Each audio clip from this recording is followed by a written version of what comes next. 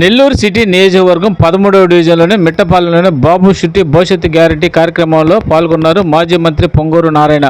రాష్ట్రంలోని సగటు ఆదాయం తక్కువ ఉన్న జిల్లా శ్రీకాకుళం అని అన్నారు. అందుకనే వారు ఎక్కువ శాతం వలస బాట పడుతున్నారని అన్నారు. అందుకే చంద్రబాబు నాయుడు ముఖ్యమంత్రి ఉన్న సమయంలో శ్రీకాకుళంలో పరిశ్రమలు కూడా ఏర్పాటు చేయడం జరిగిందని అన్నారు. టీడీపీ ప్రభుత్వంలో నెల్లూరులోని అనేక పనులు చేయడం జరిగిందని అన్నారు. దోమలు లేని నెల్లూరు సిటీ నియోజకవర్గంలో అండర్ గ్రౌండ్ సిస్టమ్ తీసుకురావడంతో పాటు కార్యకర్తలు నాయకులు ఘన స్వాగతం పలికారు. డివిజన్లోనే ప్రతి ఇంటికి వెళ్లి వారి సమస్యలను అడిగి తెలుసుకున్నారు. అధికారంలోకి రాగానే మీ సమస్యలన్నింటినీ పరిష్కరిస్తామని వారికి నారాయణ హామీ ఇచ్చారు.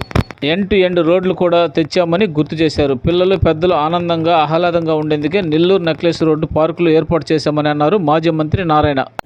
13వ డివిజన్లో 248 బూత్లో మిట్టపాలెం ఏరియాలో నిన్న వచ్చాను ఇక్కడికి. యాక్చువల్గా నిన్న ఒక 68 ఇళ్ళు తిరగడం జరిగింది. ఇవాళ బ్యాలెన్స్ 38-40 ఇళ్ళు ఉన్నాయన్నారు. వాటిని కూడా డోర్ టు డోర్ తిరగడానికి రావడం జరిగింది. అయితే ఇక్కడ వారి యొక్క ఆర్థిక పరిస్థితి ఈ యొక్క 13వ డివిజన్లో పర్టికులర్గా ఈ బూతుల్లో 247, 246, 248 ఈ మూడింటిలో ఉండే వాళ్ళ యొక్క ఆర్థిక స్థితి చాలా తక్కువ. ఇప్పుడు మన రాష్ట్రంలో ఒక్క నిమిషం మాట్లాడు. మన రాష్ట్రంలో ఆర్థిక స్థితి సగటు ఆదాయం తక్కువ ఉండే జిల్లా ఏదంటే శ్రీకాకుళం. 2014-19 ప్రకారం సగటు ఆదాయం చాలా తక్కువ ఉన్న జిల్లా ఏదంటే శ్రీకాకుళం. అందుకనే శ్రీకాకుళంలో వాళ్ళు ఎక్కువగా వలస అంటే రాష్ట్రంలోని అన్ని జిల్లాలకు వచ్చి వాళ్ళు యాక్చువల్గా ఈ యొక్క కూలీ నాలి పనులు చేస్తుంటారు. ఎందుకంటే అక్కడ వాళ్ళకి యాక్చువల్గా ఎక్కడైతే శ్రీకాకుళంలో ఉండారో వాళ్ళు ఎక్కువగా కొండల్లో కోనల్లో ఉంటారు. వాళ్ళకి అగ్రికల్చర్ తక్కువ, వ్యవసాయం. అందువల్ల యాక్చువల్గా వాళ్ళందరూ ఇక్కడికి రావటం జరిగింది.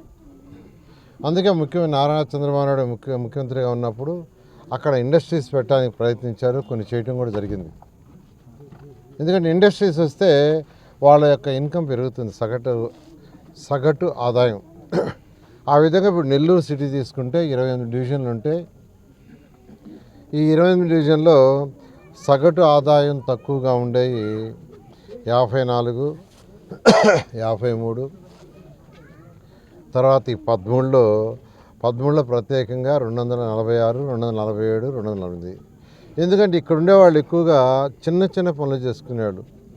ఎక్కువ మంది షంటింగ్ పని చేసేవాళ్ళు, షంటింగ్.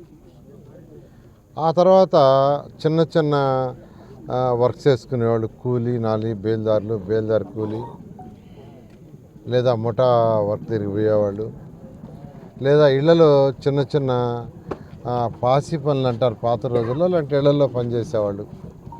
ఒక్కొక్కరు పాపం ఉదయం 5 గంటలకు 6 గంటలకు ఇంట్లో బయలుదేరితే మధ్యాహ్నం 11-12 దాకా ఒక 3 ఏళ్లలో లేదా 2 ఏళ్లలో పనిచేస్తున్నారు. వాళ్ళకు వచ్చే ఆదాయం 5,000 నుంచి 9,000 వరకు ఉంటుంది. అయితే ప్రభుత్వాలు ఇటువంటి వాళ్ళ యొక్క ఆర్థిక స్థితిని పెంచే విధంగా ప్రభుత్వాలు చేయాలి. నేను ఖచ్చితంగా 2014 నుంచి 19 దాకా ఉన్నప్పుడు నెల్లూరులో అనేకమైన వర్క్ చేశాను, మీకు అందరికీ తెలుసు. నేను ప్రత్యేకంగా ఎండ్ టు ఎండ్ రోడ్లు కానీ, ఎండ్ టు ఎండ్ రోడ్లు దుమ్ము లేకుండా ఉండటానికి ఎండ్ టు ఎండ్ రోడ్లు అనేది తెచ్చాం. అండర్గ్రౌండ్ సివరేజ్, దోమలు లేని సిటీ చేయడానికి అండర్గ్రౌండ్ సివరేజ్.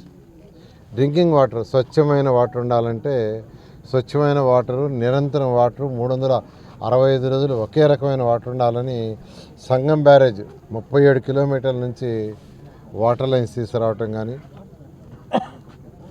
లేదా మనకు ఈ నెక్లెస్ రోడ్డు కావచ్చు, పిల్లలు ఆనందంగా ఆహ్లాదకరంగా ఆడుకోవటానికి వాటికి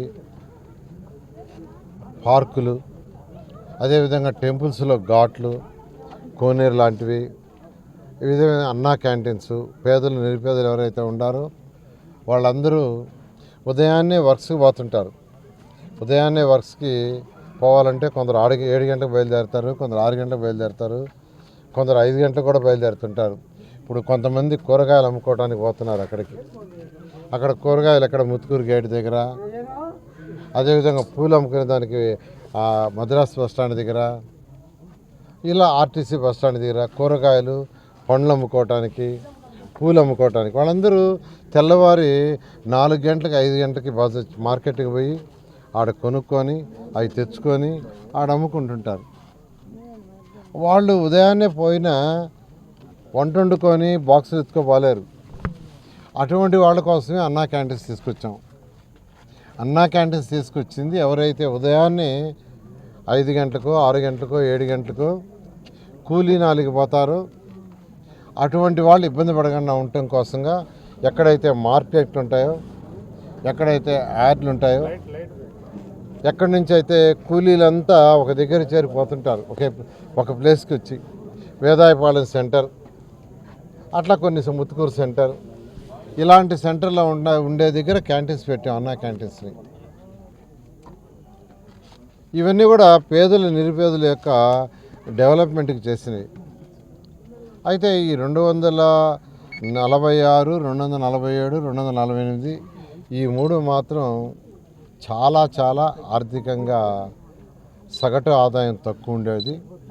ఖచ్చితంగా ఈ ఏరియాని డెవలప్ చేయాలంటే ఫస్ట్ వీళ్ళకి ఇన్ఫ్రాస్ట్రక్చర్, చక్కటి రోడ్లు, కాలువలు, డ్రైన్స్, డ్రింకింగ్ ఫెసిలిటీ, స్కూళ్ళు, ఈ ఫెసిలిటీ ఫస్ట్ ఇవ్వాలా. ఖచ్చితంగా 2024లో తెలుగుదేశం ప్రభుత్వం వస్తుంది. నేను మాటలు చెప్పటం కాదు, ఇది చిన్న ఏరియా చాలా చిన్నది. దీనికి అయ్యే ఖర్చు కూడా చాలా తక్కువ. ఇప్పుడు నెల్లూరు సిటీలో 54 డివిజన్లో ఖర్చు పెట్టిన దాంతో పోలిస్తే ఈ ఏరియా ఖర్చు పెట్టాల్సింది చాలా చాలా తక్కువ. ఖచ్చితంగా ఇక్కడ ఒక స్కూల్ కట్టించాం, కొన్ని రోడ్లు వేసాం. అయితే ఇంకా కాలువలు లేవు. నేను యాక్చువల్గా తిరుగుతూ ఉంటే కాలువలు లేవు, రోడ్ల మీద నీళ్లు కొన్ని దగ్గర పారుతున్నాయి. ఖచ్చితంగా 2024లో తెలుగుదేశం ప్రభుత్వం వస్తుంది. ఈ 3 బూతుల్ని స్పెషల్గా తీసుకొని ఖచ్చితంగా వాటిని బ్రహ్మాండంగా చేస్తానని మీ అందరికీ సందర్భంగా తెలియజేస్తాను.